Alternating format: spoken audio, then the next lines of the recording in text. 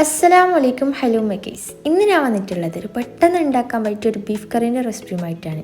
പെട്ടെന്ന് തന്നെ ഉണ്ടാക്കാനും പറ്റും, വലിയ കഷ്ടപ്പാടൊന്നുമില്ല, എന്നാലോ ടേസ്റ്റിനെ ആരും പറഞ്ഞറിയിക്കാനും പറ്റില്ല. അപ്പോൾ നമുക്ക് പെട്ടെന്ന് തന്നെ ഇതെങ്ങനെ ഉണ്ടാക്കുന്നതെന്ന് നോക്കിയാലോ.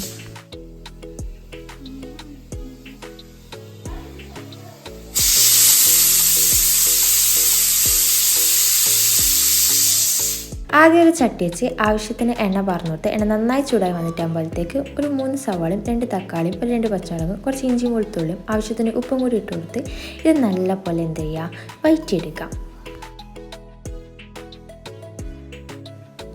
സവാള തക്കാളിക്ക് നല്ല പോലെ വഴറ്റിയെടുത്തിട്ടുണ്ട്. ഇതിലേക്ക് 1/4 ടീസ്പൂൺ മഞ്ഞൾപ്പൊടിയും ഒരു 4 ടീസ്പൂൺ മുളക് പൊടിയും ഒരു 3 ടീസ്പൂൺ മല്ലിപ്പൊടിയും ഒരു ടീസ്പൂൺ ബീഫ് മസാലപ്പൊടിയും കുറച്ച് കറിവേപ്പിലയും കൂടി ഇട്ട് കൊടുക്കുക. മുളക് പൊടിക്ക് നിങ്ങളെ എരിവിനനുസരിച്ചിട്ട് ഇട്ട് കൊടുക്കുക കേട്ടോ. നമുക്ക് എരിവ് ഭയങ്കര ഇഷ്ടമാണ്, അതുകൊണ്ട് നമ്മൾ എരിവ് കുറച്ചധികം ഇട്ട് കൊടുക്കുന്നുണ്ട്.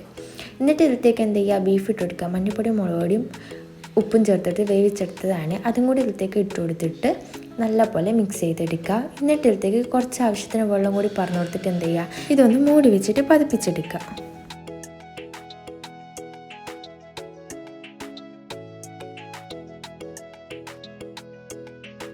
അങ്ങനെ നല്ല പോലെ പതിച്ച് വന്നിട്ടുണ്ട്. ഇതിലേക്ക് എന്ത് ചെയ്യുക, തേങ്ങ അരച്ചതും കൂടി ചേർത്ത് കൊടുക്കുക. നിങ്ങൾ ആവശ്യത്തിനുള്ള തേങ്ങയും ആവശ്യത്തിന് വെള്ളം കൂടി പറഞ്ഞിട്ട് നല്ല പോലെ അരച്ചെടുക്കുക. അതും കൂടി ഇതിലേക്ക് ചേർത്ത് കൊടുത്തിട്ട് നല്ല പോലെ മിക്സ് ചെയ്തെടുക്കുക. എന്നിട്ട് ഇതും കൂടി എന്ത് ചെയ്യുക, നല്ല പോലെ പതിപ്പിച്ചെടുക്കുക. ടേസ്റ്റിൻ്റെ ആരെ പറഞ്ഞറിയിക്കാൻ പറ്റില്ല കേട്ടോ, പക്ഷെ പെട്ടെന്ന് തന്നെ ഉണ്ടാക്കാൻ പറ്റും, എല്ലാത്തിനും കൂട്ടാൻ പറ്റും.